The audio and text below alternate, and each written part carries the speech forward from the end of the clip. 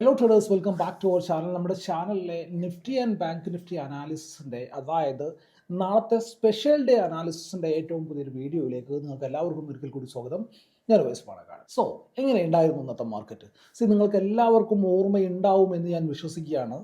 ഇന്നലെ മാർക്കറ്റ് അനാലിസിസിൻ്റെ വീഡിയോയിൽ കൃത്യമായിട്ട് നമ്മൾ പറഞ്ഞൊരു കാര്യമുണ്ട്. മാർക്കറ്റിന് any chance gap down open ആവുകയാണെന്നുണ്ടെങ്കിൽ ചാടിക്കയറി ഷോർട്ട് ചെയ്യാൻ നിൽക്കരുത്. Market has to reverse. അതിൻ്റെ കാരണങ്ങൾ എന്തൊക്കെയാണെന്നുള്ളത് ക്ലിയർ കട്ടായിട്ട് ഇന്നലെ മാർക്കറ്റ് അനാലിസ്റ്റിൻ്റെ വീഡിയോയിൽ നമ്മൾ പറഞ്ഞിട്ടുണ്ട്. ബട്ട് ഞാൻ അവിടെ റിട്രേസ്മെൻറ്റ് പ്രതീക്ഷിച്ചിരുന്നു. ഞാൻ നിങ്ങളെ വരച്ച് കാണിച്ചു തന്നിട്ടുണ്ടായിരുന്നു റിട്രേസ്മെൻറ്റ് കിട്ടുകയാണ് എന്നുണ്ടെന്നുണ്ടെങ്കിൽ. ബട്ട് അവിടെ ഒന്നും നമുക്ക് എന്തായിട്ടില്ല, നെഗറ്റീവ് സിഗ്നൽസ് മാർക്കറ്റ് കാണിച്ചു തന്നിട്ടില്ല. ഇൻഫാക്റ്റ് അതിന് മുമ്പായിട്ട് ഞാൻ എന്ത് പറഞ്ഞു, 24,480 എന്നുള്ള ലെവലിലേക്ക് എത്തുമ്പോഴേക്കും ഞാൻ ക്ലിയർ ആയിട്ട് ഞാൻ അവിടെ എൻ്റെ വ്യൂ എന്താണെന്നുള്ളത് എല്ലാ ദിവസവും പറയുന്നത് പോലെ ഞാൻ അവിടെ പറഞ്ഞിട്ടുണ്ട്. 24,480 മുകളിൽ ബയേഴ്സിൻ്റെ കൺട്രോളുള്ള ഏരിയ ആണ്. ആ ഒരു ലെവലിൻ്റെ, അതായത് 460 എന്നുള്ള ലെവലിൻ്റെ താഴത്തേക്ക് വന്നാൽ മാത്രമേ എല്ലാ ഒരു ചാർട്ടിൽ പ്ലാൻ ചെയ്യാൻ പാടുള്ളൂ. സോ 2 പ്രാവശ്യം അവിടുന്ന് ഷൂട്ടായിട്ട് നേരെ 600 ആ റേഞ്ച് വരെ പോയി, 580 ആ റേഞ്ച് വരെ പോയി, ആൻഡ് താഴത്തേക്ക് വന്നിട്ട് വീണ്ടും മുകളിലേക്ക് പുള്ളാവുന്നതായിട്ട് നമുക്ക് കാണാൻ പറ്റി. ഇൻഫാക്ട് നിഫ്റ്റിയിൽ, ബാങ്ക് നിഫ്റ്റിയിലും അത് തന്നെയാണ് സംഭവിച്ചിട്ടുള്ളത്. ബാങ്ക് നിഫ്റ്റിയിൽ ഞാൻ പറഞ്ഞിട്ടുള്ള ലെവൽ 52,050 എന്നുള്ള ലെവലായിരുന്നു. സെൽ അതിൻ്റെ താഴത്തേക്ക് മാത്രം എന്നുള്ളതായിരുന്നു. ബൈയിങ്ങിലേക്ക് മുകളിലേക്കും ഒരു മൊമെൻറ്റം കിട്ടി, ആൻഡ് താഴെ വന്നിട്ട് വീണ്ടും ചെറിയൊരു മൊമെൻറ്റം കിട്ടി. വലിയ മൊമെൻറ്റം ഓഫ് കോഴ്സ് ഒന്നും ഉണ്ടായിട്ടില്ല. ഉണ്ടാവാൻ സാധ്യതയില്ല എന്നുള്ളത് കഴിഞ്ഞ കുറച്ച് ദിവസങ്ങളായിട്ട് നമ്മൾ പറഞ്ഞുകൊണ്ടിരിക്കുകയാണ്. ആ പറയാനുള്ള കാരണം എന്ന് പറഞ്ഞാൽ നാളെ നമ്മളുടെ ബജറ്റാണ്. അതായത് മോഡി 3.0 ഗവൺമെൻറ്റിൻ്റെ ഫസ്റ്റ് ബജറ്റാണ് നാളെ പ്രസൻറ്റ് ചെയ്യാനിരിക്കുന്നത്. ഏകദേശം 10 മണിക്കൊക്കെ ബജറ്റ് പ്രസൻറ്റേഷൻ തുടങ്ങിക്കഴിഞ്ഞാൽ ഒരു 12 to 12:30 ആ ഒരു സമയമൊക്കെ ആകുമ്പോഴേ ബജറ്റിൻ്റെ ഒരു ക്ലാരിറ്റി കിട്ടുകയുള്ളൂ. അതുവരെ നിങ്ങൾ ബജറ്റിൻ്റെ അനാലിസിസാണ്, ക്ലിയർ ആയിട്ടുള്ള അനാലിസിസാണ് നമുക്ക് വേണ്ടതെന്നുണ്ടെങ്കിൽ കഴിഞ്ഞ പ്രാവശ്യം നമ്മൾ ചെയ്തിട്ടുള്ള ബജറ്റിൻ്റെ അനാലിസിസ് നോക്കിയാൽ മതി. പ്രത്യേകിച്ച് റോക്കറ്റ് സയൻസോ കാര്യങ്ങളോ ഒന്നുമില്ല. ഈ ഒരു വീഡിയോയിൽ നമ്മൾ ജസ്റ്റ് നമ്മളൊന്ന് പറഞ്ഞു പോകുന്നുണ്ട് എന്ന് മാത്രമേ ഉള്ളൂ. സോ പറഞ്ഞു വെക്കുന്ന കാര്യം എന്താണെന്ന് വെച്ചാൽ, കഴിഞ്ഞിടയ്ക്ക് ഇപ്പോൾ ഒരു ബജറ്റ് കഴിഞ്ഞതല്ലേ. ബട്ട് അത് കഴിഞ്ഞിട്ട്, അതായത് ഇപ്പോൾ ഒരു പുതിയ ഫുൾ ഫ്ലെഡ്ജ് ഗവൺമെൻറ് വന്നിട്ടുള്ള ഫസ്റ്റ് ബജറ്റാണ് വരാൻ പോകുന്നത്. ഈ ബജറ്റ് എന്ന് പറയുന്നത് 5 വർഷം, എന്തായാലും ഈ 5 വർഷം അവർ തികയ്ക്കും. അതുകൊണ്ട് തന്നെ ഈ 5 വർഷത്തേക്ക് ഗവൺമെൻറ് കാണുന്ന വ്യൂ ആണ് നമുക്ക് ഈ ഒരു ബജറ്റിൽ നമുക്ക് കാണാൻ പറ്റുന്നത്. സോ ബജറ്റ് എക്സ്പെക്ടേഷൻസ് നമ്മൾ ന്യൂസുകളിലും ബാക്കിയുള്ള കാര്യങ്ങളൊക്കെ അറിയുമ്പം ഒരുപാട് നല്ല കാര്യങ്ങൾ ഇതിനകത്ത് പറഞ്ഞു കേൾക്കുന്നുണ്ട്. ഒന്നാമത്തെ കാര്യം, ടാക്സേഷൻ്റെ സ്ലാബ് ഉയർത്തും എന്നുള്ളതാണ്. 10 ലാഖ് വരെയൊക്കെ ആയിട്ട് കൊണ്ടുപോകാൻ സാധ്യതയുണ്ട് എന്നുള്ളതാണ്. അങ്ങനെ വരുന്നുണ്ടെന്നുണ്ടെങ്കിൽ അതൊരു നല്ല തീരുമാനമായിട്ടാണ് എനിക്ക് തോന്നുന്നത്. നമ്മളെ എക്കോണമിനെ അത് ബൂസ്റ്റ് ചെയ്യും. ലൈക്ക് അപ്പം എന്താ പറയുക, ടാക്സേഷൻ സ്ലാബ് പൊങ്ങുന്നു എന്ന് പറഞ്ഞു കഴിഞ്ഞാൽ ആളുകൾ വീണ്ടും സ്പെൻഡ് ചെയ്യാൻ തുടങ്ങും എന്നുള്ളതാണ്. സോ അങ്ങനെ സ്പെൻഡ് ചെയ്ത് കഴിഞ്ഞാൽ കാശ് വരാൻ പോകുന്നത്, മണി ഫ്ലോ വരാൻ പോകുന്നത് മാർക്കറ്റിലേക്കാണ്, സ്റ്റോക്ക് മാർക്കറ്റിലേക്കാണ്, ബാക്കിയുള്ള മാർക്കറ്റുകൾക്കാണ്. സോ ഗവൺമെൻറ്റിനും അതുകൊണ്ട് ലാഭം തന്നെയാണ് വരുന്നത്. എന്തുകൊണ്ടാണ്? ലൈക്ക് എല്ലാ ഒരു ഇതിനകത്തും GST കാര്യങ്ങളും ഗവൺമെൻറ് ഓൾറെഡി വാങ്ങിച്ചുകൊണ്ടിരിക്കുന്നുണ്ടല്ലോ. സോ ആ ഒരു രീതിയിലും കൂടി കുറച്ച് ടാക്സ് കളക്ഷനും കൂടി അവർക്ക് കിട്ടും എന്നുള്ളതാണ്. സോ അങ്ങനെ വരികയാണെന്നുണ്ടെങ്കിൽ അതൊരു നല്ല ഒരു ഇത് തന്നെയായിരിക്കും. ഓഫ് കോഴ്സ് നമ്മളെ സംബന്ധിച്ച് നോക്കുകയാണെന്നുണ്ടെങ്കിൽ ഇപ്പോൾ ഉള്ള 7 to 7.5 നിന്ന് ഒരു 2.5 ലാഖിൻ്റെ റേഞ്ച് കിട്ടിയേക്കാം. But at the same time എന്തുകൂടെ ആവുന്നുണ്ട്, ഗവൺമെൻറ്റിന് ടാക്സ് കളക്ഷനും കൂടി കൂടുന്നുണ്ടെന്നുള്ളതാണ്. പിന്നെ അടുത്തതായിട്ട് പറഞ്ഞു കേൾക്കുന്ന കാര്യങ്ങൾ എന്ന് പറഞ്ഞാൽ ഇൻഫ്രാസ്ട്രക്ചറിലേക്കുള്ള ഡെവലപ്മെൻറ്റ് കാര്യങ്ങളൊക്കെയാണ് പറഞ്ഞേക്കുന്നത്. ആൻഡ് ഇൻഫ്രാസ്ട്രക്ചറിൽ ഡെവലപ്മെൻറ്റ് ഓഫ് കോഴ്സ് റോഡാണെന്നുണ്ടെങ്കിലും കാര്യങ്ങളൊക്കെ ആണെന്നുണ്ടെങ്കിലും നല്ല രീതിയിൽ ഡെവലപ്മെൻറ്റ് പറഞ്ഞു കേൾക്കുന്നുണ്ട്. ആൻഡ് അങ്ങനെ വരികയാണെന്നുണ്ടെങ്കിൽ തന്നെ അതും എന്താവും, സ്റ്റോക്ക് മാർക്കറ്റിനെ സംബന്ധിച്ച് ഒരു നല്ലൊരു ന്യൂസ് ആവാനുള്ള സാധ്യതയുണ്ട് എന്നുള്ളതാണ്.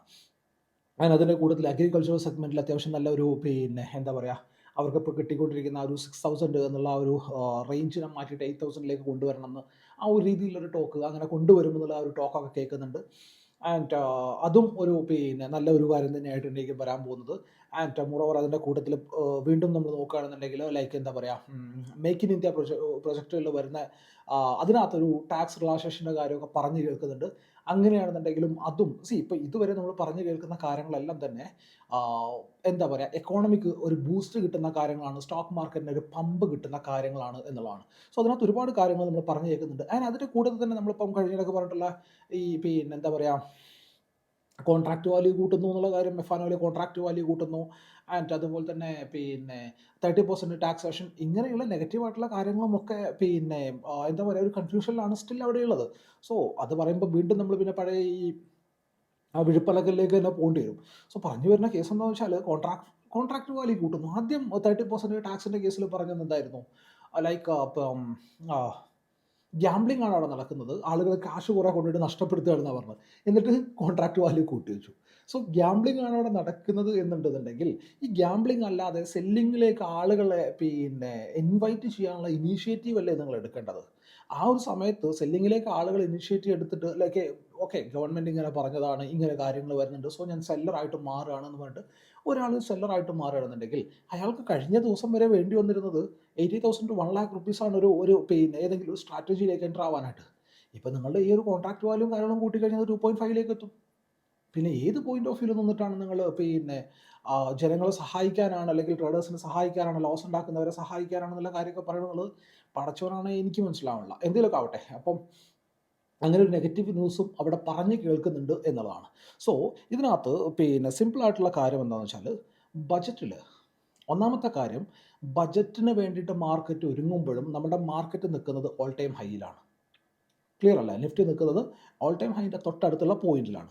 ആൻഡ് സോറി ആൻഡ് ബജറ്റിൽ എന്തെങ്കിലും ഒരു കാര്യം പോസിറ്റീവായിട്ടുള്ള കാര്യങ്ങളാണ് വരുന്നതെന്നുണ്ടെങ്കിൽ മാർക്കറ്റ് ഷാർപ്പായിട്ട് 25,000 അതിൻ്റെ മുകളിലേക്കുള്ള ലെവലിലേക്കൊക്കെ മാർക്കറ്റ് പോകാനുള്ള സാധ്യതയുണ്ട്.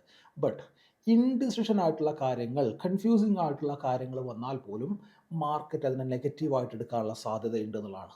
എന്തുകൊണ്ടാണ്? നിങ്ങൾ ജസ്റ്റ് സിമ്പിളായിട്ട് നിങ്ങളൊന്ന് ആലോചിച്ചാൽ മതി. ഇപ്പോൾ ഓൾമോസ്റ്റ് എല്ലാ സ്റ്റോക്കുകളും തന്നെ ഓൾ ടൈം ഹൈയിൽ ടച്ച് ചെയ്തിട്ട് റിവേഴ്സ് ആയി നിൽക്കുന്ന പോയിന്റും, അതുപോലെ തന്നെ മിഡ് ക്യാപ്പിലേക്ക് സ്റ്റോക്കുകളാണെന്നുണ്ടെങ്കിൽ അത്യാവശ്യം നല്ല രീതിയിൽ പെർഫോം ചെയ്ത് നിൽക്കുന്ന പോയിന്റും ഒക്കെയാണ്. സോ ഇവിടെ എന്തെങ്കിലും നെഗറ്റീവ് ഇമ്പാക്റ്റ് ഉണ്ടാവുകയാണെന്നുണ്ടെങ്കിൽ ഒന്നാമത്തെ കാര്യം മാർക്കറ്റ് ഓൾ ടൈം ഹൈയിലാണ്.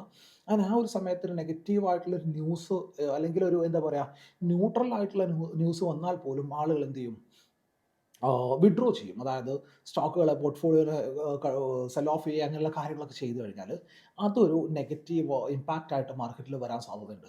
സോ മാർക്കറ്റിനെ സംബന്ധിച്ച് പോസിറ്റീവായിട്ടുള്ള കാര്യങ്ങൾ തന്നെ മാർക്കറ്റിൽ ഉണ്ടാവേണ്ടതുണ്ട്, മാർക്കറ്റിനൊരു ബൂം കിട്ടണമെന്നുണ്ടെങ്കിൽ. സോ കൺഫ്യൂസിങ് ആണെന്നുണ്ടെങ്കിലും ഓഫ് കോഴ്സ് നെഗറ്റീവ് ആണെന്നുണ്ടെങ്കിലും മാർക്കറ്റ് സൈഡ് വേസ് നെഗറ്റീവ് അല്ലെങ്കിൽ ഒരു പ്രോപ്പർ നെഗറ്റീവ് സെൻറ്റിമെൻറ്റ് തന്നെ കാണിക്കുന്നതാണ്. സൈഡ് വേസ് നെഗറ്റീവ് എന്ന് ഞാൻ ജസ്റ്റ് ആ ഒരു ഫ്ലോയിൽ വന്നു പോയതാണ്.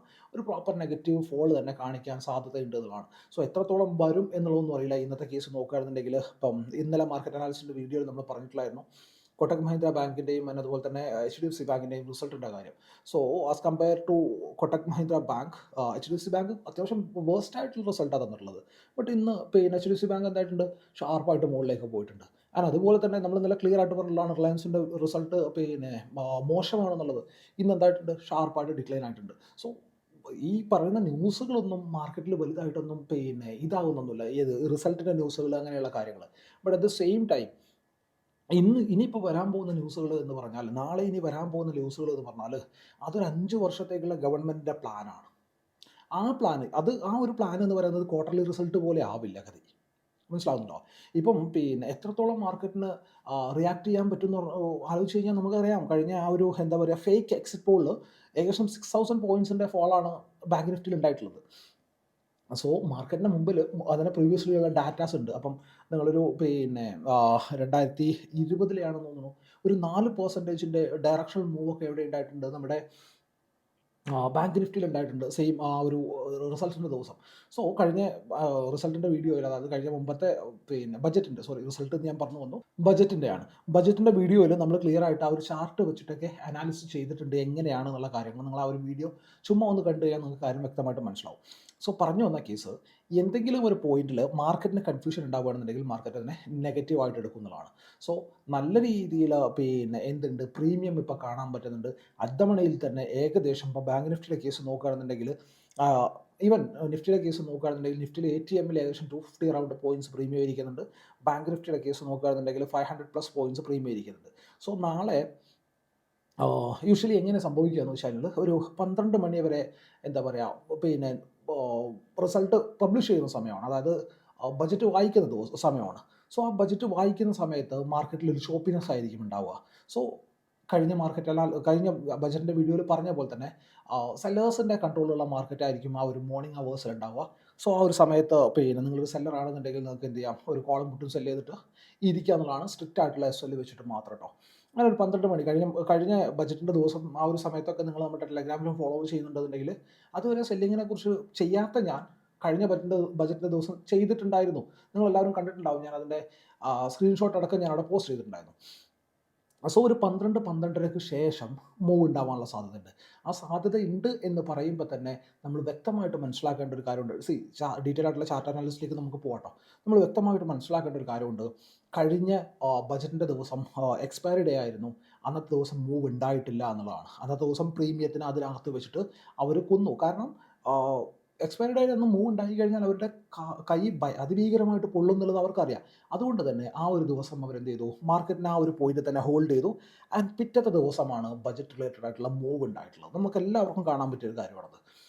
സോ ഇപ്പം ഇന്നത്തെ കേസിലേക്ക് ഞാൻ ഇത് കണക്ട് ചെയ്ത് വെക്കാനുള്ള കാര്യം എന്താണെന്ന് വെച്ചാൽ, ഇന്നിപ്പോൾ നമുക്ക് നോക്കിയാൽ കാണാൻ പറ്റുന്ന ഒരു കേസ് എന്താണെന്ന് വെച്ചാൽ, ബാങ്ക് നിഫ്റ്റി 52,000 താഴെ ബ്രേക്ക് ഡൗൺ ആയിട്ട് അവിടുന്ന് ഷാർപ്പായിട്ട് റിക്കവർ ആയിട്ട് വന്നിട്ട് 50-500 മുകളിൽ പോകാൻ സ്ട്രഗിൾ ചെയ്തിട്ട് പറ്റാഞ്ഞിട്ട് എഗെയിൻ താഴെ വന്നിട്ട് കഴിഞ്ഞ ദിവസങ്ങളിലൊക്കെ എടുത്തിട്ടുള്ള സപ്പോർട്ടായിട്ടുള്ള 50-200 ഉള്ളിലായിട്ട് മാർക്കറ്റിൽ ആ ഒരു റേഞ്ചിൻ്റെ ഉള്ളിലായിട്ട് സ്റ്റെക്കായിട്ടുള്ള നമുക്ക് കാണാൻ പറ്റുന്നുണ്ട് അല്ലേ. ആൻഡ് അതുപോലെ തന്നെയാണ് പിന്നെ 25,600 എന്നുള്ള ലെവൽ പിന്നെ നിഫ്റ്റിയിലും വന്നിട്ടുള്ളത്. 25,600-450 എന്നുള്ള ലെവൽ.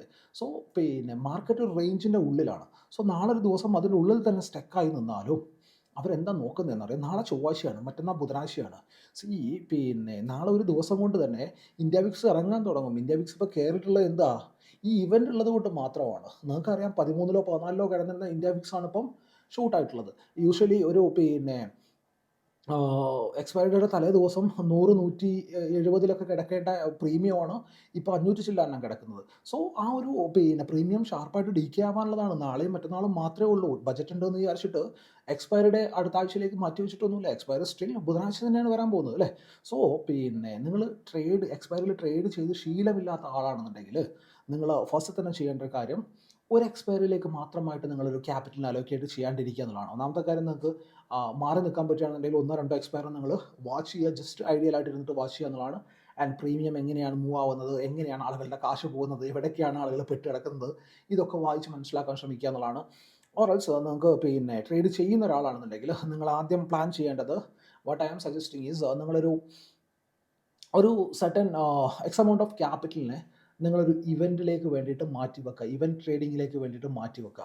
സോ പിന്നെ അത് മേ ബി ഇവൻറ്റ് എന്ന് പറയുമ്പോൾ എന്തൊക്കെയാവാം, ലൈക്ക് നമ്മുടെ ബജറ്റ് ആവാം, എലക്ഷൻ ആവാം, അങ്ങനെയുള്ള കാര്യങ്ങളൊക്കെ ആവാം. സോ അതിനകത്തേക്ക് വേണ്ടിയിട്ട് ഒരു സർട്ടൻ എമൗണ്ടിനെ മാറ്റി വെക്കുക. കാരണം ഇവൻറ്റ് ട്രേഡിംഗ് എന്ന് പറഞ്ഞാൽ നിങ്ങൾക്ക് അറിയാവുന്ന കാര്യം തന്നെയാണ്. കഴിഞ്ഞ ബജറ്റിലൊക്കെ ആണെന്നുണ്ടെങ്കിൽ, കഴിഞ്ഞ ഇലക്ഷനൊക്കെ ആണെന്നുണ്ടെങ്കിൽ നിങ്ങൾക്ക് അറിയാവുന്ന കാര്യമാണ്. 6,000 പോയിൻ്റ് മാർക്കറ്റ് താഴത്തേക്ക് വന്നു. ആൻഡ് പിറ്റേ ദിവസം തന്നെ, അല്ലെങ്കിൽ 2-3 ദിവസം കൊണ്ട് തന്നെ അത് റിക്കവർ ആവുന്നതായിട്ട് നമുക്ക് കാണാൻ പറ്റി. സോ ലോസ് ഉണ്ടാകാനുള്ള സാധ്യത ഈസ് പ്രിറ്റി ഹൈ ആണ്. കാരണം മാർക്കറ്റ് ഹൈലി വോളട്ടൈൽ ആയിരിക്കുന്നതാണ്. സോ അങ്ങനെ ലോസ് ഉണ്ടായി കഴിഞ്ഞാൽ തന്നെ നിങ്ങൾക്ക് അതിനെ റിക്കവർ ചെയ്തെടുക്കാൻ പറ്റുന്നത് മേ ബി അടുത്ത ഇലക്ഷനിലോ അല്ലെങ്കിൽ അടുത്ത ഇവൻറ്റിലോ ഒക്കെ ആയിരിക്കും. സോ അതുകൊണ്ട് തന്നെ ഒരു certain X number of capital നിങ്ങൾ ഇവൻറ്റ് ട്രേഡിങ്ങിന് വേണ്ടിയിട്ട് അലോക്കേറ്റ് ചെയ്ത് വെക്കുക എന്നുള്ളതാണ് പിന്നെ നിർബന്ധമായിട്ട് പറയാനുള്ളത്. ആൻഡ് അതിൻ്റെ കൂടെ തന്നെ പിന്നെ ഹൈ വോളട്ടൈലിറ്റി ആയിരിക്കും. ആൻഡ് മൂവ് വൺ ഡയറക്ഷനിലേക്ക് കിട്ടിക്കഴിഞ്ഞാൽ അതിനകത്ത് പിന്നെ ഷാർപ്പായിട്ടുള്ള മൂവുകൾ ട്രിഗർ ആവുകയും ചെയ്യും. സോ അങ്ങനെയാണെന്നുണ്ടെങ്കിൽ നിങ്ങൾക്ക് ചെറിയ ക്വാണ്ടിറ്റിയാണ് നിങ്ങളുടെ കയ്യിലുള്ളത് എന്നുണ്ടെങ്കിലും നിങ്ങൾക്ക് മാന്യമായിട്ടുള്ള പ്രോഫിറ്റ് അതിനകത്ത് ഉണ്ടാക്കാൻ പറ്റും. സോ അതുകൊണ്ട് തന്നെ നാളെ ഒരു ദിവസം മാത്രമേ എൻ്റെ കയ്യിൽ പ്രോഫിറ്റ് ഉണ്ടാക്കാനുള്ളൂ എന്നുള്ള മൈൻഡ് സെറ്റിൽ ആവശ്യമില്ലാത്ത ക്വാണ്ടിറ്റികൾ വലിച്ച് വെക്കാണ്ടിരിക്കുക. ഡിസിപ്ലിനായിട്ട് മാത്രം ട്രേഡിനെ പ്ലാൻ ചെയ്യുക. സോ നമുക്ക് ചാർട്ടിലേക്ക് പോകാം. ചാർട്ടിൽ എന്തൊക്കെയാണ്, എങ്ങനെയൊക്കെയാണ് കാര്യങ്ങളുള്ളത്, എന്തൊക്കെയാണ് നമ്മൾ വാച്ച് ചെയ്യേണ്ടത് എന്നുള്ള കാര്യങ്ങളൊക്കെ ഡീറ്റെയിൽ ആയിട്ട് നോക്കാം. വീഡിയോയിലേക്ക് പോകാം നമുക്ക്. സോ ഞാനിപ്പോൾ ഉള്ളത് നിഫ്റ്റിയുടെ ചാർട്ടിലാണ്. ഇന്നിപ്പം നമ്മൾ ബാക്കിയുള്ള സ്റ്റോക്കിലൊന്നും പിന്നെ ഒരുപാട് അനാലിസിസും കാര്യങ്ങളൊന്നും ചെയ്യേണ്ട കാര്യമില്ല. സോ നാളെ പിന്നെ പ്രത്യേകിച്ച് നമുക്ക് ആക്ഷൻ ഉണ്ടാകാൻ പോകുന്നത് നിഫ്റ്റി ആൻഡ് ബാങ്ക് നിഫ്റ്റിയിലായിരിക്കും. സോ നിഫ്റ്റിയിൽ പ്രത്യേകിച്ച് ലെവൽസ് ഒന്നും വാച്ച് ചെയ്തുകൊണ്ട് കാര്യമില്ല എന്നുള്ള റിയാലിറ്റിയാണ്. ബട്ട് ഇവിടെ നമുക്ക് അറിയാവുന്ന ഒരു കാര്യം, ഇൻഫാക്റ്റ് നിഫ്റ്റി ബാങ്കിൽ നോക്കുകയാണെന്നുണ്ടെങ്കിൽ നല്ല ലെവൽസ് അവിടെ ഫൈൻഡ് ഔട്ട് ചെയ്ത് വെച്ചിട്ടുണ്ട്. ഓൾറെഡി ഷോർട്ട് കവറിങ്ങും അൺവൈൻഡിങ്ങും ട്രിഗർ ആവാൻ സാധ്യതയുള്ള ലെവലുകൾ തന്നെയാണത്. സോ അവിടെ ട്രിഗർ ആവുകയാണെന്നുണ്ടെങ്കിൽ ബ്ലാസ്റ്റിംഗ് ഉണ്ടാവാൻ സാധ്യതയുണ്ട്. അതുകൊണ്ട് മാത്രമാണ് നമ്മൾ ഈ ചാർട്ടിൻ്റെ അനാലിസിസിലേക്ക് ജസ്റ്റ് ക്വിക്കായിട്ടൊന്ന് പോയിട്ട് വരുന്നത്. സോ നമുക്ക് ഇന്ന് കാണാൻ പറ്റിയിട്ടുള്ള സിനാരിയോ എന്താണെന്ന് വെച്ചാൽ, ഇവിടുന്ന് മാർക്കറ്റ് ഷൂട്ടായി മുകളിലേക്ക് പോകുന്നതും അതിനുശേഷം ഇവിടെ റേഞ്ച് ഉണ്ടാക്കുന്നതുമാണ്. ആൻഡ് അതിന് മുമ്പാണെന്നുണ്ടെങ്കിൽ ഇവിടെ എന്താണ്, ഒരു ചെറിയൊരു ഫേക്ക് മൂവ്മെൻറ്റ് ഉണ്ടായിട്ടുണ്ട്. ഓവറോൾ ഈ ഒരു റേഞ്ചിൽ മാർക്കറ്റ് ടൈം സ്പെൻഡ് ചെയ്തിട്ടുണ്ട് എന്നുള്ളതാണ്. സോ നാളെ മിക്കവാറും മാർക്കറ്റ് പിന്നെ 90 അല്ലെങ്കിൽ 95% സാധ്യതയുള്ള മാർക്കറ്റ് ഫ്ലാറ്റായിട്ട് ഓപ്പൺ ചെയ്യാൻ തന്നെ ആയിരിക്കും. ആൻഡ് ഇവിടെ നോക്കിക്കഴിഞ്ഞാൽ ഇവിടെയാണ് ഇൻട്രസ്റ്റിംഗ് ആയിട്ടുള്ള കാര്യം വരുന്നത്. ഒന്നാമത്തെ കേസ് എന്താണ്, 52,600 എന്നുള്ള ലെവലാണ്. ഈ ഒരു ലെവൽ നിങ്ങൾ കണ്ടോ, ഈ ഒരു ലെവൽ മൾട്ടിപ്പിൾ ടൈം എന്തായിട്ടുണ്ട് പിന്നെ റെസിസ്റ്റൻസ് എടുത്തിട്ടുണ്ട് ആൻഡ് നിയറസ്റ്റ് ആയിട്ട് ഈ ഒരു പോയിന്റ് കൂടി ഉണ്ട് എന്നുള്ളതാണ്. ആൻഡ് താഴത്തേക്ക് നോക്കുകയാണെന്നുണ്ടെങ്കിൽ ഇവിടെ ഞാൻ ഇന്നലത്തെ അനാലിസിൻ്റെ കാര്യത്തിൽ പറഞ്ഞിട്ടുള്ള ലെവലായിരുന്നു അത്. സോ ഈ ഒരു ലെവൽ എന്തായിട്ടുണ്ട്, മൾട്ടിപ്പിൾ ടൈം സപ്പോർട്ടും എടുത്തിട്ടുണ്ട്. So correct break out or break down തരാൻ പറ്റുന്ന ഒരു സിനാരിയോയിലാണ് മാർക്കറ്റ് ഉള്ളത്. സോ നമ്മൾ നാളത്തേക്ക് വാച്ച് ചെയ്യേണ്ട ലെവൽ എന്ന് പറഞ്ഞാൽ 52,180 എന്നുള്ള ലെവലിനെയാണ് താഴത്തേക്ക് വാച്ച് ചെയ്യുന്നത്. ആൻഡ് 52,415 അല്ലെങ്കിൽ 420 എന്നുള്ള ഈ ഒരു ലെവലിനെയാണ് മുകളിലേക്കും ഞാൻ വാച്ച് ചെയ്യുന്നത്. ആൻഡ് ഇതിനകത്ത് ഫണ്ട് സിമ്പിളാണ്.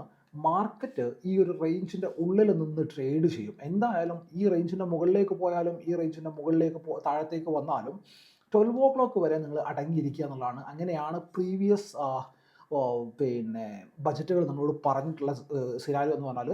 ആൻഡ് ആ ഒരു റേഞ്ചിൽ ഈ ഒരു ടൈം ഫ്രെയിമിനുള്ളിൽ അടങ്ങിയിരിക്കുക. ആൻഡ് അത് കഴിഞ്ഞിട്ട് ഏത് റേഞ്ചിനെയാണോ ബ്രേക്ക് ചെയ്യുന്നത് ആ ബ്രേക്ക് ചെയ്യുന്ന ക്യാൻഡലിൽ തന്നെ SL വെച്ചിട്ട് നമുക്ക് ട്രേഡിനെ പ്ലാൻ ചെയ്യാം.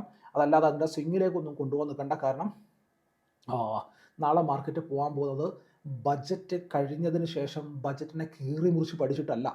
ആ ഒരു സമയത്ത് ട്രേഡേഴ്സിൻ്റെ ഇൻവെസ്റ്റേഴ്സിൻ്റെ മൈൻഡ് സെറ്റിനനുസരിച്ചാണ്. സോ അതുകൊണ്ട് തന്നെ ഇവിടെ കൊണ്ടുപോയിട്ട് നിങ്ങൾ SL വെച്ചാലും അതടിക്കും, ഇവിടെ കൊണ്ടുപോയിട്ട് SL വെച്ചാലും അതടിക്കും, ഇവിടെ കൊണ്ടുപോയിട്ട് SL വെച്ചാലും അതടിക്കും.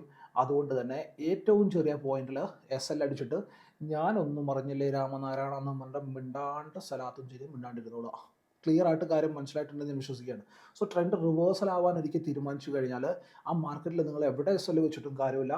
ഇൻഫാക്ട് നമ്മൾ ഇവിടെ നോക്കിയാൽ നമുക്ക് കാണാൻ പറ്റും നമ്മുടെ എന്താ പറയുക ആ പോയിന്റിലേക്ക് എന്താണ് സംഭവിച്ചതെന്നുള്ളത് ഞാൻ പറയുന്നില്ല. അവിടെ നിങ്ങൾക്ക് ഓർമ്മയുണ്ടാവുമെന്ന് എനിക്ക് ഉറപ്പുള്ള കാര്യമല്ലേ. സോ ഇവിടുന്ന് ട്രെൻഡ് റിവേഴ്സൽ ആവാനായിട്ട് മാർക്കറ്റ് തീരുമാനിച്ചിട്ടുണ്ടെന്നുണ്ടെങ്കിൽ നിങ്ങൾ ഇവിടെ വെച്ചാലും ഇവിടെ വെച്ചാലും ഇവിടെ വെച്ചാലും ഇവിടെ വെച്ചാലും എവിടെ വെച്ചാലും അടിക്കും. ഇവിടുന്ന് ട്രെൻഡ് റിവേഴ്സൽ ആവാനായിട്ട് മാർക്കറ്റ് തീരുമാനിച്ചിട്ടുണ്ടെന്നുണ്ടെങ്കിൽ ഇവിടെ വെച്ചാലും കിട്ടും, ഇവിടെ വെച്ചാലും കിട്ടും, ഇവിടെ വെച്ചാലും കിട്ടും. സോ ഏറ്റവും അടുത്ത പോയിന്റിൽ പോയിട്ട് വിജയിക്കുള്ള ട്രോഫി ഏറ്റ് വാങ്ങിയിട്ട് മിണ്ടാണ്ട് മൂലക്ക് ഇരിക്കുക എന്നുള്ളതാണ് ഫൈനസ്റ്റായിട്ട് നമ്മൾ ചെയ്യേണ്ട കാര്യം എന്നുള്ളത്. സോ ആൻഡ് ഇവിടെ നമ്മൾ ബാങ്ക് നിഫ്റ്റിയിൽ വീണ്ടും നമ്മൾ ഡെയിലി ടൈം ഫ്രെയിം ചാർട്ടിലൊപ്പം തന്നെ നോക്കുകയാണെന്നുണ്ടെങ്കിൽ ഇവിടെ നമുക്ക് കാണാൻ പറ്റുന്ന കേസ് എന്താണ്, മാർക്കറ്റ് ഈ ഒരു റേഞ്ചിൻ്റെ ഉള്ളിലാണ് അല്ലേ. 52,000 എന്നുള്ള റേഞ്ച് നമുക്ക് നിയറസ്റ്റ് ആയിട്ട് നമുക്ക് കാണാൻ പറ്റുന്നുണ്ട്. സോ 52,180 എന്നുള്ള ലെവലിൻ്റെ താഴെ സസ്റ്റെയിൻ ചെയ്ത് കഴിഞ്ഞാൽ 52,000 ആൻഡ് അതിൻ്റെ താഴത്തേക്ക് മാർക്കറ്റ് എന്തെങ്കിലും നെഗറ്റീവ് സിനാരിയോസ് ഉണ്ടാവുകയാണെന്നുണ്ടെങ്കിൽ മാർക്കറ്റ് താഴത്തേക്ക് വന്നു കഴിഞ്ഞാൽ അത് നല്ലൊരു വരവായിട്ട് മാറും. സോ അതിനകത്ത് ടാർഗറ്റോ കാര്യങ്ങളോ ഒന്നും ഞാൻ മാർക്ക് ചെയ്യാനും പിടിക്കാനൊന്നും പോകുന്നില്ല എന്നുള്ളതാണ്. ആൻഡ് അതുപോലെ തന്നെയാണ് ഈ ഒരു റേഞ്ചിനെ മാർക്കറ്റ് മുകളിലേക്ക് ബ്രേക്ക് ചെയ്യുകയാണ് എന്നുണ്ടെന്നുണ്ടെങ്കിലും നമ്മൾ ക്ലിയർ ആയിട്ട് പറഞ്ഞിട്ടുള്ള ലെവലാണ്. സോ ആ ഒരു ലെവലിനെ മാർക്കറ്റ് മുകളിലേക്ക് ബ്രേക്ക് ചെയ്യുകയാണെന്നുണ്ടെങ്കിൽ മാർക്കറ്റിൽ മൊമെൻറ്റം ഉണ്ടാവാൻ സാധ്യതയുണ്ട്. എന്താണെന്ന് വെച്ചാൽ കഴിഞ്ഞ കുറച്ച് ദിവസങ്ങളായിട്ട് കൺസിക്യൂട്ടീവായിട്ട് മാർക്കറ്റ് ഈ റേഞ്ചിൻ്റെ ഉള്ളിൽ തന്നെയാണ് നിൽക്കുന്നത്. സോ ഇവിടെ നമുക്കൊരു ഷോർട്ട് കവറിങ്ങും ഇവിടെ ഒരു അൺവൈൻഡിങ്ങും ഉണ്ടാകാനുള്ള സാധ്യത ഈസ് വെരി ഹൈ ആണ്. സോ അതുകൊണ്ട് തന്നെ ഈ ഒരു പോയിന്റിനെ മനസ്സിൽ വെക്കുക എന്നുള്ളതാണ്. സോ 12 to 12:30 ആ ഒരു റേഞ്ചിലേക്ക് ആയിരിക്കണം ഐഡിയൽ ബ്രേക്ക് ഔട്ട് സംഭവിക്കേണ്ടത്. ആൻഡ് ഇവിടെ നോക്കുകയാണെന്നുണ്ടെങ്കിൽ ഞാൻ നേരത്തെ പറഞ്ഞതുപോലെ ഓൾ ടൈം ഹൈയിലാണ് നിൽക്കുന്നത്. ഇവിടെ ഓൾമോസ്റ്റ് സ്റ്റോക്കുകളും വലിയ സ്റ്റോക്കുകളൊക്കെ എന്താ പറയുക തേച്ചൊട്ടിച്ചിട്ടുണ്ട്. നമ്മളിപ്പം HDFCയുടെ കേസിൽ നോക്കിയാലും നമുക്ക് കാണാൻ പറ്റും, ഇൻഫിയുടെ കേസിൽ നോക്കിയാലും നമുക്ക് കാണാൻ പറ്റും, ഓൾമോസ്റ്റ് ഓൾ സ്റ്റോക്കുകളുടെ കാര്യത്തിലൊക്കെ നോക്കിയാലും നമുക്ക് കാണാൻ പറ്റും. ലൈക്ക് TCS ആവട്ടെ എല്ലാത്തിൻ്റെ കേസിലും നമുക്ക് കാണാൻ പറ്റും. സോ പ്രോഫിറ്റ് ബുക്കിംഗ് വരാനുള്ള ഹയസ്റ്റ് പ്രോബിലിറ്റി ഉള്ള പോയിന്റിലാണ് മാർക്കറ്റ് ഇപ്പോൾ നിൽക്കുന്നത്. സോ നെഗറ്റീവായിട്ടുള്ള കാര്യങ്ങൾ വന്നു കഴിഞ്ഞാൽ മാർക്കറ്റ് ഷാർപ്പായിട്ട് ഫോൾ ആവുന്നതായിട്ട് നമുക്ക് കാണാൻ പറ്റും. സോ ഫസ്റ്റ് ലെവലായിട്ട് നമുക്ക് വരാൻ പോകുന്നത് 24,400 എന്നുള്ള ലെവലാണ്. ആ ഒരു ലെവലിൻ്റെ താഴത്ത് കൂടി മാർക്കറ്റിന് പ്രോപ്പറായിട്ട് സസ്റ്റെയിൻ ചെയ്യാൻ പറ്റിക്കഴിഞ്ഞാൽ പിന്നെ നല്ല രീതിയിലുള്ള ഫോൾ നമുക്ക് കാണാൻ പറ്റും എന്നുള്ളതാണ്. സോ ഈ ഒരു ലെവൽസിനെയും കാര്യങ്ങളൊക്കെ വാച്ച് ചെയ്യുക. ഈ ഒരു ലെവൽസ് എഗെയിൻ പറയുകയാണ് 12:30 ആ ഒരു സമയമാണ് ഐഡിയൽ ആയിട്ടുള്ള ബ്രേക്ക് ഔട്ട് ടൈം എന്ന് പറയുന്നത്. സോ അതുവരെ മാർക്കറ്റ് എന്തായിട്ടുണ്ടാവുക ഒരു റേഞ്ച് ആയിരിക്കും. സോ നിങ്ങൾ സെല്ല് ചെയ്യുന്ന ഒരാളാണെന്നുണ്ടെങ്കിൽ ഈ ഒരു റേഞ്ചിലും സെല്ല് ചെയ്തിട്ട് ഐഡിയലായിട്ട് ഇരിക്കുക എന്നുള്ളതായിരിക്കും നിങ്ങൾക്ക് ചെയ്യാൻ പറ്റുന്ന ഏറ്റവും നല്ല കാര്യം. അതല്ലാന്നുണ്ടെങ്കിൽ വെയിറ്റ് ചെയ്യുക. 12:30 ഒക്കെ ആകുമ്പോൾ സെല്ല് ചെയ്യുന്നുണ്ടെന്നുണ്ടെങ്കിൽ ഒരു 12:30 ഒരു എന്താ പറയുക 11:30 ഒക്കെ ആകുമ്പോൾ അതിനെ കട്ട് ചെയ്ത് മാറുക. ആൻഡ് അത് കഴിഞ്ഞിട്ട് ഡയറക്ഷണൽ വ്യൂവിന് വേണ്ടിയിട്ട് കാത്തിരിക്കുക. എഗെയിൻ ഒരു sum amount of capital allocate ചെയ്യുക ഈവൻറ്റ് ട്രേഡിങ്ങിന് വേണ്ടിയിട്ട് എന്നുള്ളതാണ്. സോ അനാലിസും കാര്യങ്ങളും നിങ്ങൾക്ക് വ്യക്തമായിട്ട് മനസ്സിലായിട്ടുണ്ട് എന്ന് വിശ്വസിക്കുകയാണ്. വീഡിയോ യൂസ്ഫുൾ ആയിട്ടുണ്ടെന്ന് വിശ്വസിക്കുകയാണ്. ഉണ്ടെന്നുണ്ടെങ്കിൽ വീഡിയോ മറക്കാതെ ലൈക്ക് ചെയ്യുക. നിങ്ങളുടെ അഭിപ്രായങ്ങളും നിർദ്ദേശങ്ങളും താഴെ കമൻറ്റ് ബോക്സിൽ നിർബന്ധമായിട്ട് രേഖപ്പെടുത്തുക. അപ്പോൾ ഇതുപോലെയുള്ള യൂസ്ഫുൾ ആയിട്ടുള്ള വീഡിയോസുമായിട്ട് ദിവസങ്ങൾ വീണ്ടും കാണാം. ബൈ.